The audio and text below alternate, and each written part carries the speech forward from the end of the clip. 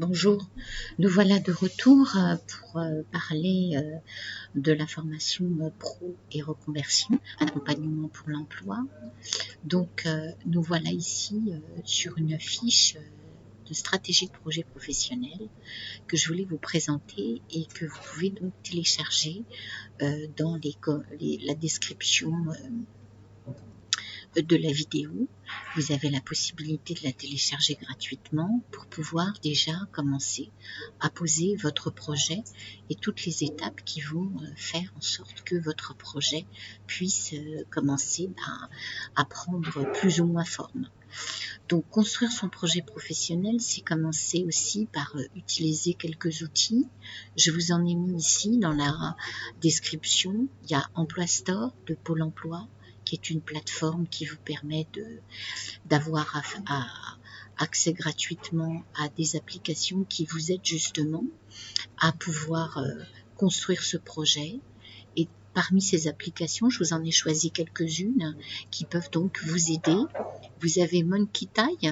Monkey Tie, c'est une possibilité pour vous de faire un premier test de personnalité si vous n'en avez jamais fait, ou d'en faire un autre, sachant que vous savez que les tests, chacun a sa façon d'analyser les choses, mais bien que les itinéraires soient différents, on finit toujours par arriver plus ou moins au même résultat. Donc quand on a 2-3 fois les mêmes résultats sur les tests, il faut accepter qu'on ait certaines tendances dans sa profession et qu'on apprécie certaines choses et peut-être plus d'autres. Ensuite, vous avez Vers l'emploi. Vers l'emploi, c'est pareil. C'est une possibilité pour vous de trouver des idées de métier. Vous aurez des fiches de description. Vous avez aussi Click and Job. Mais Click and Job, c'est un site qui est plutôt orienté pour les jeunes de 16 à 25 ans. Vers l'emploi, c'est plutôt orienté pour les femmes, les métiers qu'une femme pourrait faire. Et Click and Job, c'est plutôt pour les jeunes de 16-25 ans. Après, vous avez les tests de l'APEC, tester mon projet. C'est un très bon test que vous pouvez faire, même si vous n'êtes pas cadre, c'est pas grave. Ne vous inquiétez pas, on va pas vous demander d'être cadre ou de montrer que vous avez un CV cadre. Vous avez juste accès au test tester mon projet, tout simplement. Ensuite, vous avez l'IMT. L'IMT, c'est quand vous êtes déjà un petit peu plus avancé et que vous avez déjà quelques idées. Donc, ces quelques idées, justement, vous allez pouvoir les tester sur le marché du travail et savoir si vos idées professionnelles peuvent être applicables à une recherche d'emploi, donc aboutir à un emploi, parce que c'est quand même l'objectif.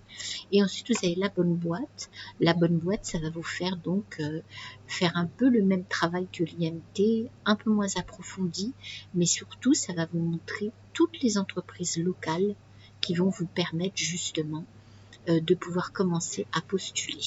Donc voilà, un petit itinéraire à travers quelques applications faciles d'accès qui pourront largement vous aider pour commencer à décanter ce projet. Alors, ensuite, vous avez cette fiche qui fait à peu près 3-4 pages. Cette fiche, vous pouvez donc la télécharger, l'imprimer autant de fois que vous voulez. Il n'y a aucun souci. Et ensuite, ce que vous allez faire déjà dans un premier temps, c'est faire le point sur toutes vos compétences. Alors, les compétences, on en avait déjà parlé dans d'autres vidéos. Ça se dispatche en 3 catégories. Les savoirs, les savoir-faire et les savoir-être. Vous savez qu'aujourd'hui, un employeur, il veut voir ces 3 possibilités de classer vos compétences. Donc, les savoirs, c'est l'éducation. Les savoir-faire, c'est ce que vous savez faire effectivement. Par exemple, vous savez gérer une équipe. Ensuite, les savoir-être, c'est tout ce que vous êtes capable de donner à l'équipe. C'est-à-dire que vous avez un bon sens de la communication. Voilà. Ensuite, vous avez ici les besoins en formation. Alors, les besoins en formation, pourquoi j'ai mis ça excusez-moi, sur une page? J'ai mis ça sur une page parce que on a au début toujours beaucoup de choses à noter sur tout ce qui va concerner la formation.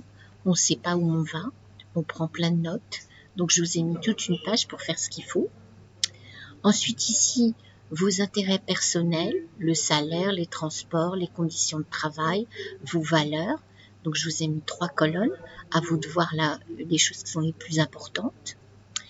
Et ensuite, là, toute la faisabilité du projet, c'est-à-dire commencer à penser, est-ce que ce projet, cette idée, elle est possible au niveau de mon budget et au niveau des contraintes qui environnent ma vie professionnelle, c'est-à-dire le transport, la famille, le temps.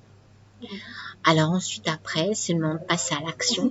Voyez, quand vous passez à l'action, vous avez plusieurs possibilités, mais chacun a sa façon de passer à l'action. Chacun a sa façon de s'organiser. Donc c'est pour ça que j'ai laissé tout en blanc. D'accord?